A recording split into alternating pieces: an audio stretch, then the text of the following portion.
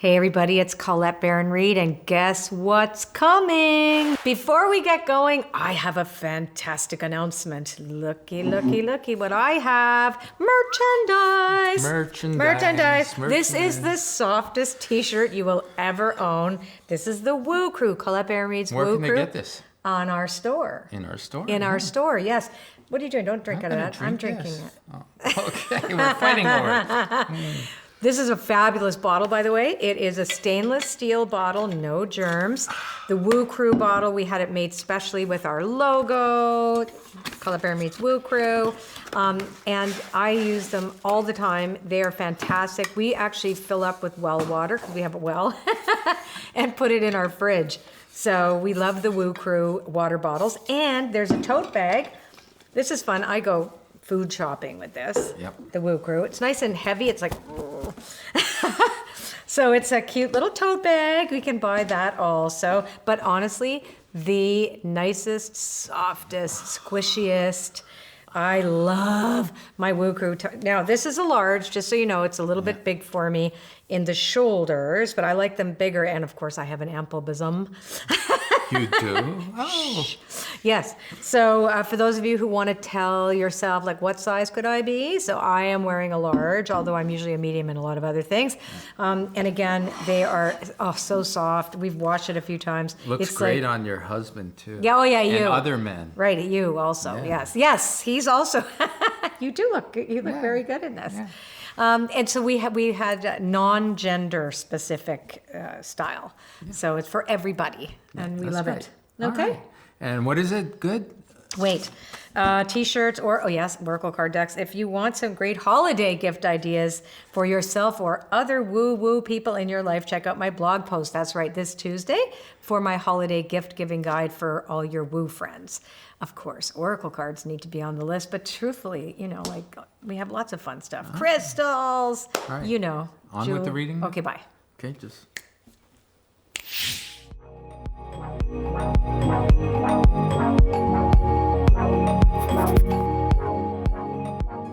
Let's get going on this week's reading. So we are doing a reading on the energies of the week. That means I'm tracking the energy. And what am I doing with that energy? Well, I'm taking a look at basically like a weather report and predicting it, but I'm also prescribing. So this is the prescription for how do we work with the energies of this week, because it's going to impact all of us. But each one of us is going to be individual, and the Astro Oracle reading is going to tell you a lot more intimate details about you. So let's talk about us. So the first card for the week is called the Anchor card. In the 10, the theme of the week is flying. So what it's asking us to do is to kind of soar above the fray. We want to have a big picture outlook this week. We don't want to get tied up in minutia. We want to be very careful that we are, again, distancing ourselves. Oftentimes we have our life suction cupped onto the end of our noses. All we see is ourselves, right? So this is really saying, hey, get above. We want to get above everything and then take a look from that observer position. Now let's find out what's crossing us.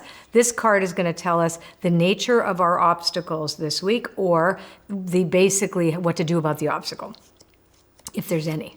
So the obstacle is actually a person. So it's a person who helps us over an obstacle, or it could be a person that causes us some issues. Typically, magical map shifters enter into our lives with a lesson. And this could be a person who triggers you on your people pleasing, for example, or they don't respect your boundaries, or there's somebody from your past that still hasn't worked through whatever it is.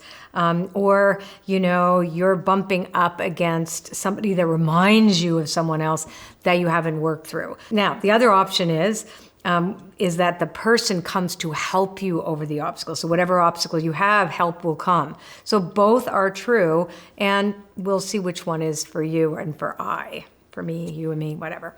Okay, now let's look at the foundation of the week, unexpected visitors. So I'm going to say that with the magical map shifter here and unexpected visitors as the foundation means that we are definitely going to run into someone or a situation that is asking us to see a bigger picture on and not take it personally. That's really, really important. This is like when you bump into somebody that you weren't expecting to bump into, or hear from somebody from your past, or, deal with somebody that creates the need for you to step back. Let's find out what lesson we're already coming in with here. So this is actually a really great foundation, knowing in advance that things are going to be curious. We're going to have our curiosity. The lesson we're coming in with already is cleaning house. So we might have already done this work here. So this is actually really good.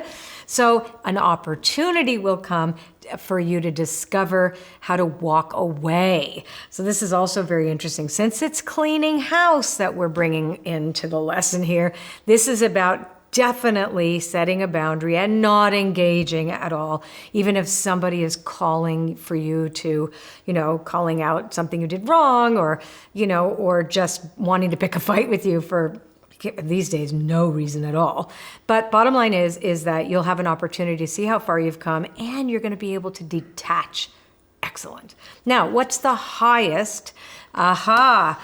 So goblins is at the highest. So this definitely looks like a week where we may, have a few triggers here and there. The goblins card represents the repressed self, both in ourselves and in other people. So if somebody is really resentful, they might be acting out in a way that causes harm.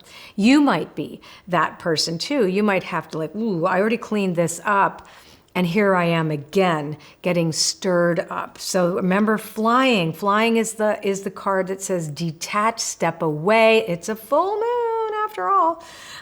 So detach, step away, don't get engaged, don't get involved, and be very clear about who you are, who you know you are, and again, dodge. This is interesting. Let's see what's coming around the corner. Listening.